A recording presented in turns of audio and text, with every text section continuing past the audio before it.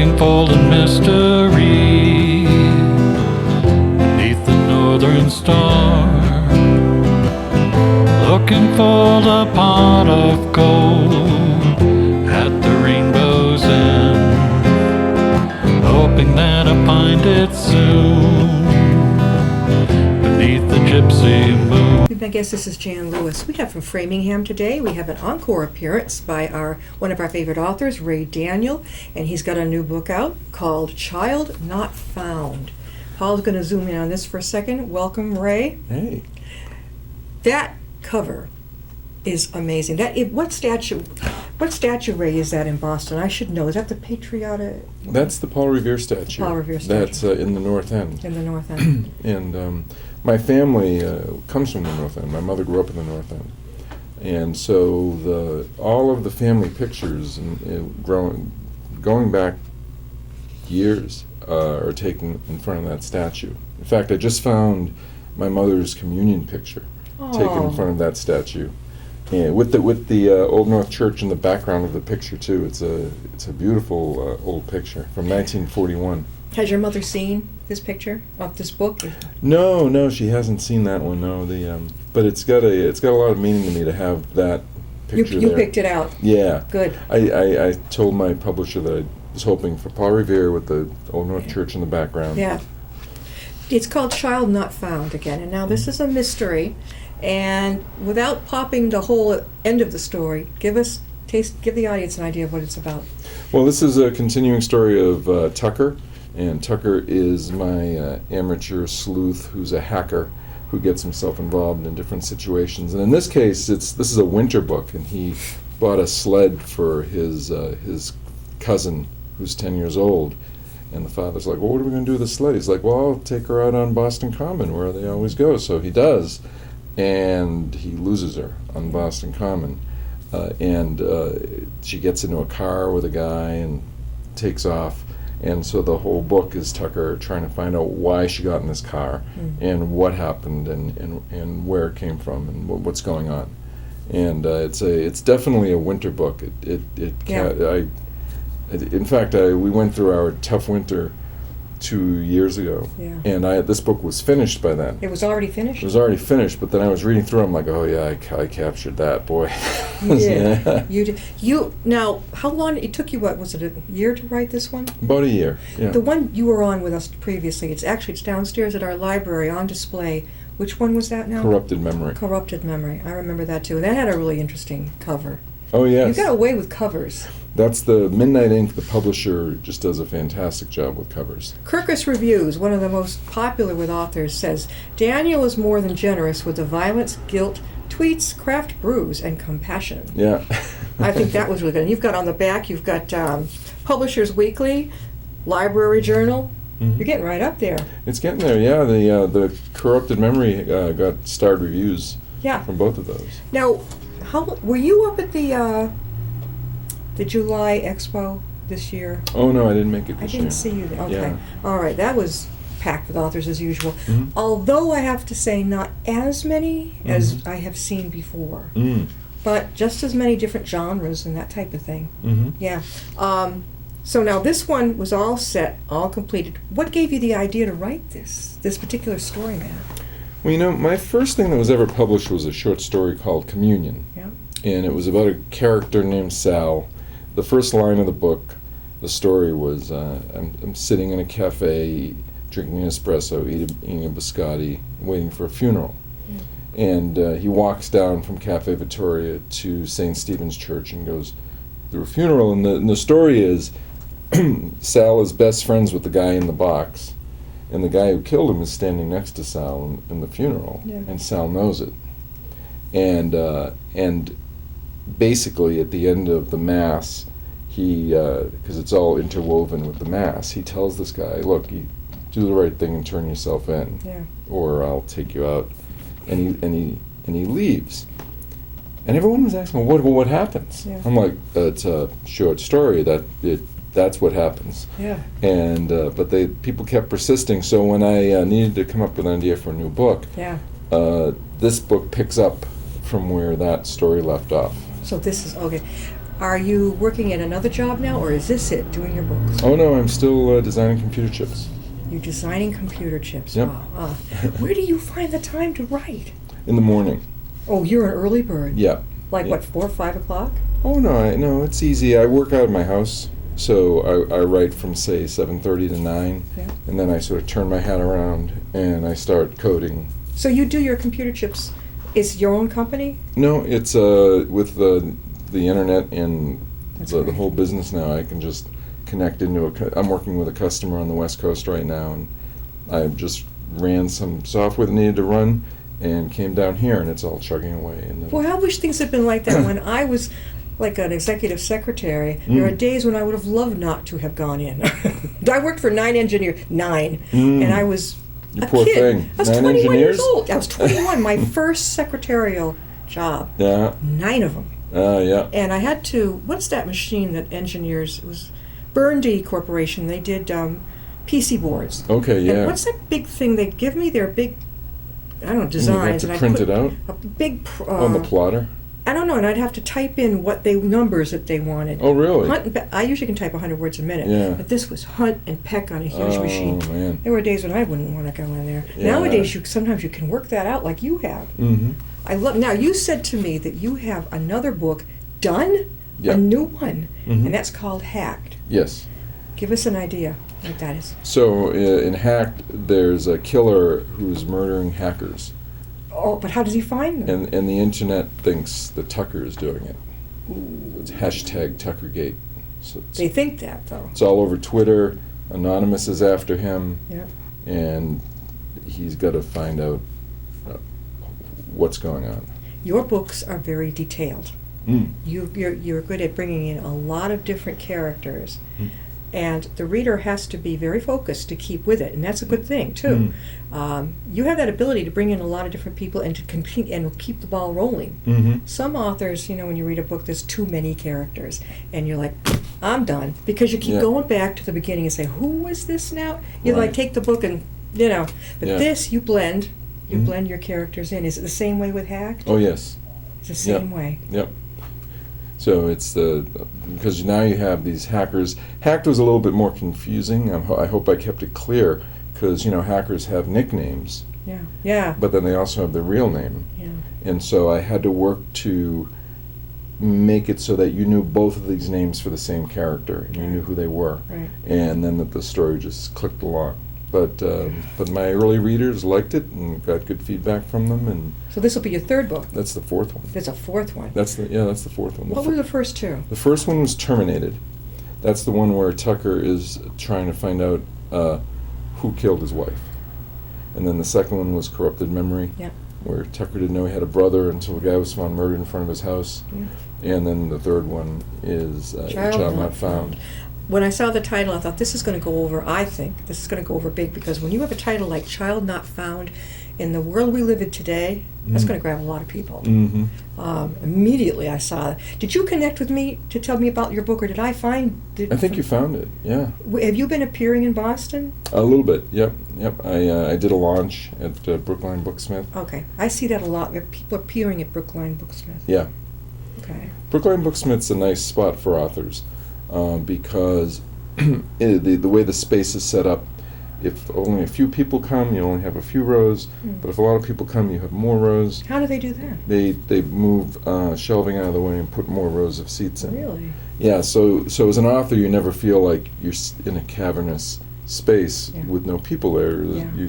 If there's even only a few, they're right in front of you. Oh, that's a good idea because have you ever been to Tatnuck in Westboro? Yeah. Tatnuck has that big room in the back. Okay.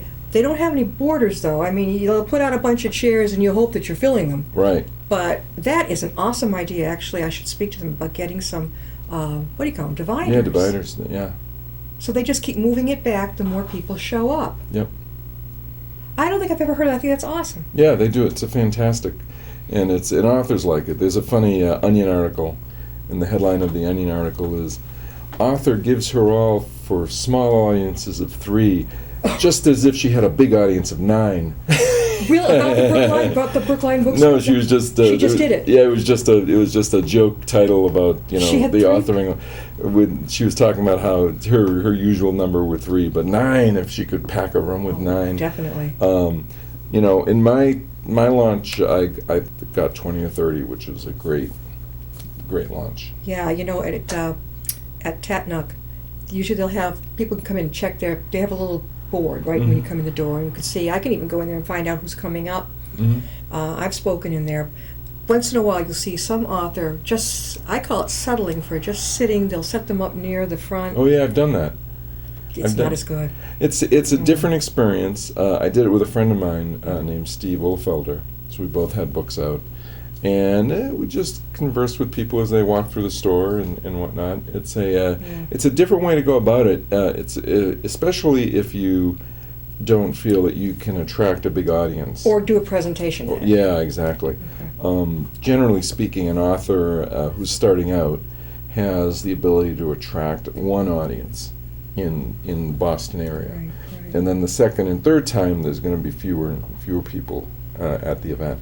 So then you start to work with events that are already set up. Like, for example, I'm going to be hosting a panel, moderating a panel at the Hollyhock Conference. What's that? That's coming up on Saturday, Friday, Saturday, Sunday, Where? in New Bedford.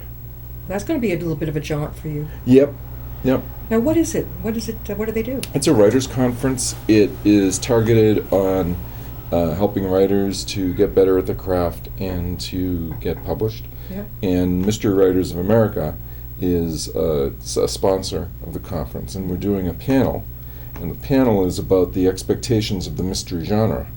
So if you're an author and you want to write a mystery, what do you have to have in a mystery for your mystery audience to like it? Yeah. Because the thing about genre fiction is people buy it expecting certain things. Mm-hmm. And if you don't meet those expectations, they will not like your book. Yeah, exactly. So you need to know what those expectations are up front. You got to grab their attention right off, right? Yeah. For me, anyway, I have to if I have to wade through 3 or 4 chapters, I'm done. Mm-hmm. I got to get it right pretty soon. Yep. Because I've got piles of books. Yep. So I'm like, well, this one maybe later. So Yeah. but an author, right, doesn't want someone to put it aside for maybe later because it's probably not going to get done. Right. That's so true. And this at Hollyhock, right? Mhm. It's going to teach or present to authors how to really definitely capture the attention of their audience. I'm sure someone will be focused on that. I mean, there's usually someone will generally do a panel on the first page and what you want to have happen on the first page and how the first page works. Yeah. Right. The term that people use is in media res, which is a Latin term that means in the middle of things. Mhm. That you want the story to start in the middle of things. And my favorite example of it is this kid's book. The title of the kid's book is I Want My Hat Back. Yeah. And it's about Yeah. this beaver who lost his hat. Yeah. And the first line is, I want my hat back. Yeah. You're in the middle of the story, You got it. right? Yep. You see it badly done in a lot of television where they start with this really exciting scene Yeah. and then they go 12 hours earlier and, No. and you're like, oh, Yeah. right? So So you're going to be speaking there, helping. I'm going to be moderating a panel with That's- 3 other authors. That'll be fun. And we're going to be talking about the expectations of mystery fiction. Is it going to be fun? You can enjoy it. Oh, I love it. I love moderating. You've done it before. Oh, yeah. Of all the places you've been to speak, what's your favorite? About do a presentation on your book and do a signing and all. Oh my goodness, yeah. There's both. I have 2 favorites locally. I have the New England Mobile Book Fair. Wait, I've heard about this. Yeah, Where is that's that? that's in Newton Okay. on Needham Street, Okay. and it is a gigantic bookstore. Store. Okay. But it's on mobile. No, it's not mobile, and it's not a fair. But it's named. It was started out mobile in a fair. Back when the person started it, back in the day, they had a van. A van. And but that was years and years ago, Okay. and then they wound up putting it in this big warehouse type store, and so it's neither mobile nor a fair. It's a big bookstore, but the New England Mobile Book Fair is you can just browse for hours, and so that's a fun. All authors, right? All authors. All authors. New, and the older ones. Yeah. It's not like any Annie's Bookstop where everything was used in half off or whatever. It's, No, it's So In Newtonville, and what's it called again? it's the New England Mobile Book Fair on Needham Street. And is it open 7 days a week? I think it is, yeah. Oh, I want to go so much. Yeah. But we are talking with Ray Daniels, and he is now again just written a new book called Child Not Found, and it's in the Boston area. And Mhm. this mystery, another one. You said you have another one. It's about hacked, Mhm. and I've always wondered. I don't understand. I know what hacking is. They actually get into something they're not supposed to. To me, I'm not technically minded, so to me, it would be boring. I mean, I really Mhm. don't care. I'd have to be really driven. I'd have to say, I've got to find that relative, and I'm going to find them, you know. Right, But I right. wouldn't be doing it alone. I'd have to have somebody teching me from the background to say, Mhm. here, press this, do this. Is it Right. hard for people to hack? It's funny. Hacking, the general term hacking is really just figuring out the trick behind something Yeah. and using it to your advantage. And it, there's a whole range of things Mhm. that you could call hacking. Some of it is just tricking people, Yeah. right? Yeah. But technically, hacking is getting harder and harder because what happens is, as a programmer, you have let's say you have a program and the program's supposed to subtract two numbers. Sure. And you test it. And oh yeah, it works. But then you do. What happens if I put in numbers that go negative? Yeah. And then there's a bug. Go negative. So No, you've lost me already. Like 3 minus 5 would be minus 2, right? Okay. Yeah. Well, we're Yeah. going way back into. Is that Yeah. algebra? That's. But what I mean to say is, if you do something the program didn't expect, Yeah. you can often find a way into the program. Well, what would into that the- have to do with it? 3 minus or something like that? Oh, that's just an example. That's just an example. Yeah, usually it's a little more complicated about putting something in memory where it doesn't belong or something being Well, too with big. what you do for work, this is easy for you the Yeah. technical part to grasp. Right. The Ray, hard how part can is people get explaining your it. book? How can they get your book, Child Not Found? Child Not Found is available on Amazon. It's available from IndieBound Yeah. online, and New England Mobile Book Fair, and Brookline Booksmith, and apparently here at the Upton. We're going to, yeah, we've got, yeah, your corrupted memories Yeah. downstairs, but you're going to mail me one, and I'm going Right. to get it to Matt. Yep. You are not, are you from Massachusetts originally? Yes. You sure? What town were you from? I'm from Revere. Oh, okay. Do you ever listen to, I don't know if you're a night, no, you're not a night owl, right? You don't listen to No. Jay talking on BZ? You mean Jordan? No, you mean Jordan Levy on what? No, Jordan Bell.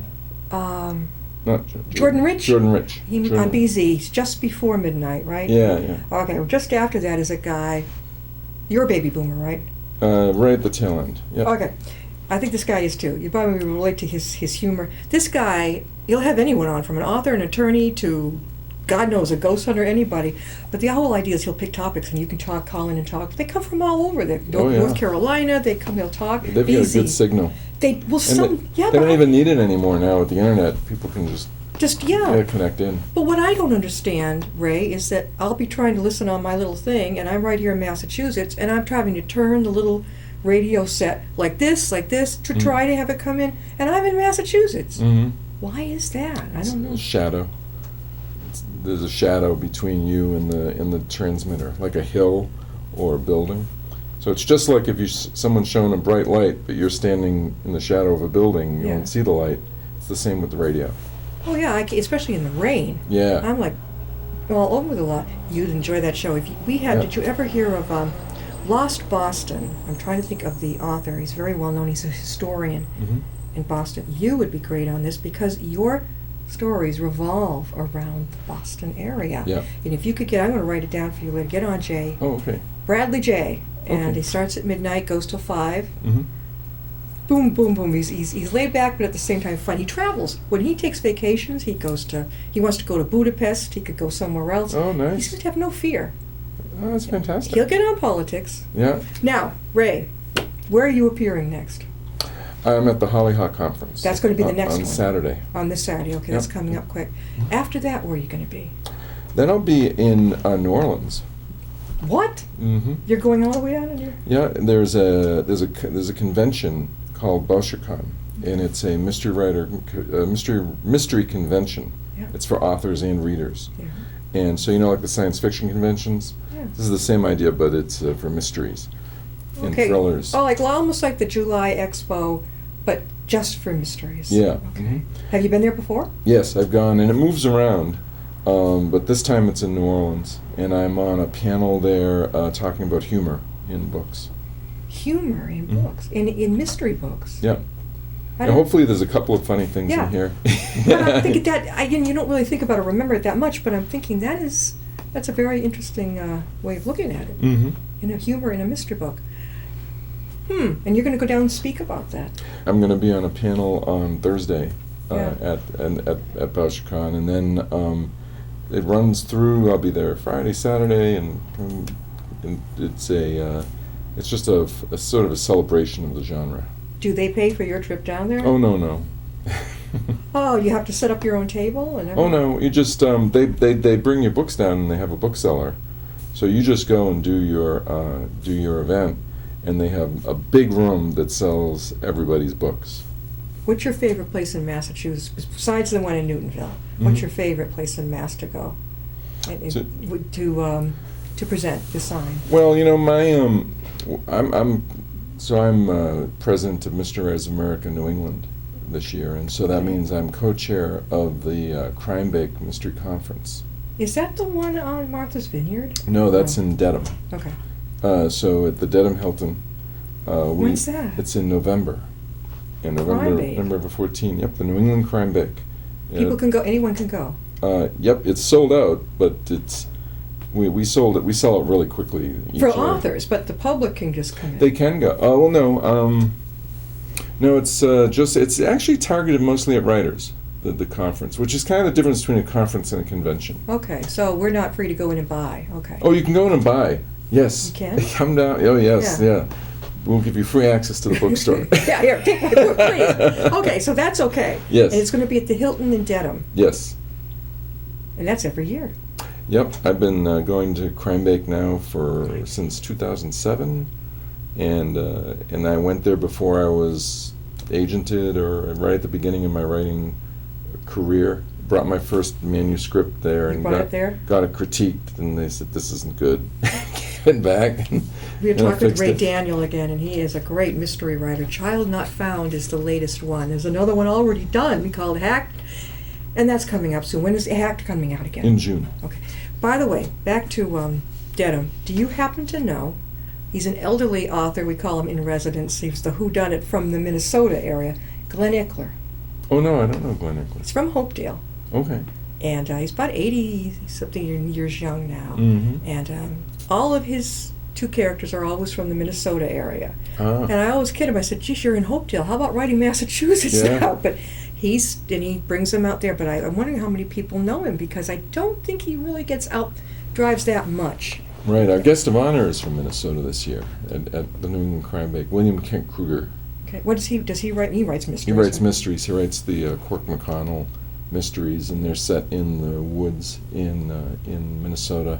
Wow. And he wrote a book a few years ago called Ordinary Grace that took off. It won all was the very good. awards. It was outstanding. What now? Did you have any idea when you were younger, in high school, that you would be a writer? I should have. I didn't really realize I wanted to be a writer until I was 40, and it was just really through a lack of self-awareness. Yeah. No, your teachers didn't pick up on it. Your parents didn't. I got better grades in English than in math when I got my SATs. Yeah, me too. So I Yeah. became an engineer. How did that work out? Right, it worked out well. I learned how to be an engineer, and I could keep writing. I got But where'd you go to college? UMass Amherst. If you didn't do well in math, how did you get accepted into there? Well, I didn't do badly. I just did better in English. All right. Yeah. No. And Okay. in fact, I have an engineering degree with a minor in English from UMass. Boy, talk about differences. Yeah. Which yeah. do you enjoy more, though? I mean, your gut. What do you enjoy more, writing or your engineering? I enjoy the lifestyle of writing. If I could write full time, Yeah. I would enjoy that lifestyle. But on the other hand, as far as engineering goes, it's easier for me to get into that flow state where you lose track of time. Mm-hmm. And I actually try to capture that sometimes for Tucker when he's Yeah. coding and he looks up and He's lost his time. Yeah. because it's one of those things it's like a puzzle book or something. It can just take your attention. And you're working right at home, which I think I do too. Hmm. And I think that I can't say enough about it. I mean, I'm a late morning person. Mhm. If I have to get up, I got to get up. But I wouldn't start probably until 12:31, 2 o'clock in the afternoon. Then I might have to go somewhere else. But then I can work by 11, 12, 1 o'clock in the morning.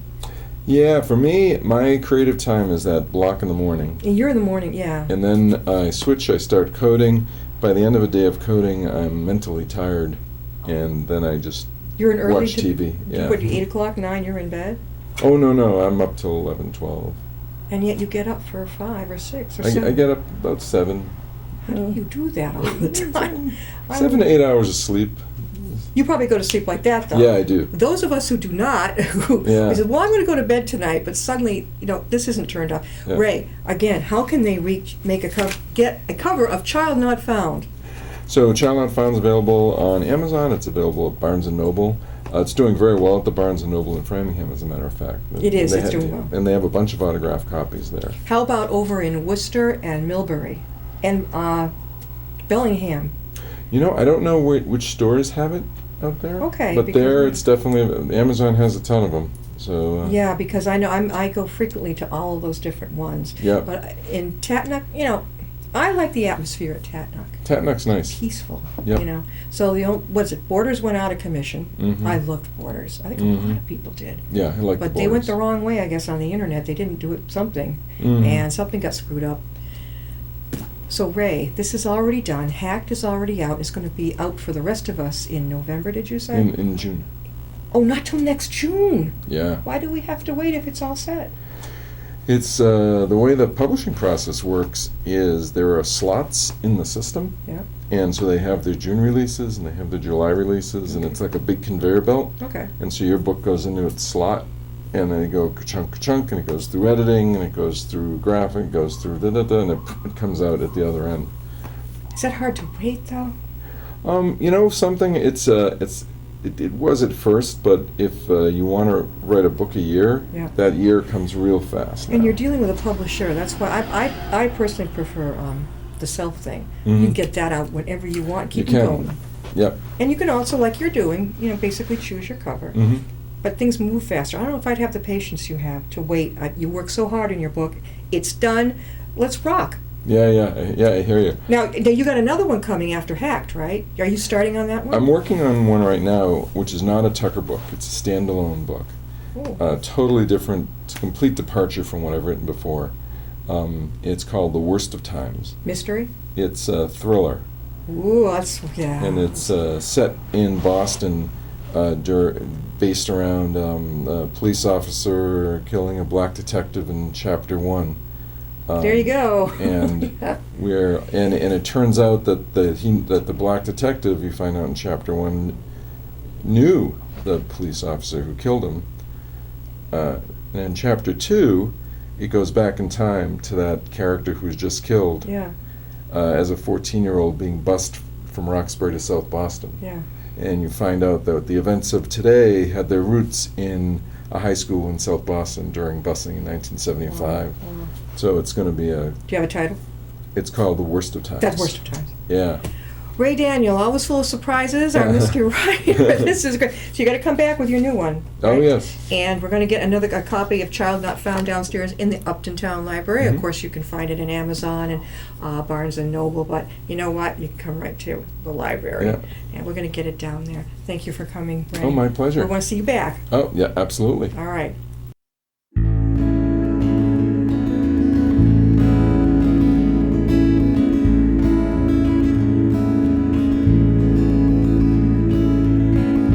Riding on a shooting star,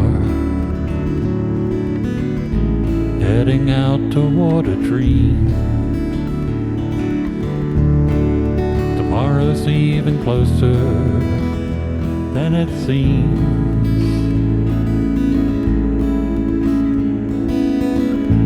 Moving through the cloudless sky, heading out toward the moon. I am dancing to lunar tune.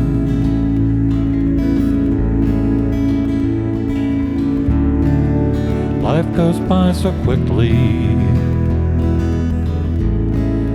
time just slips away. But tomorrow brings a brighter day.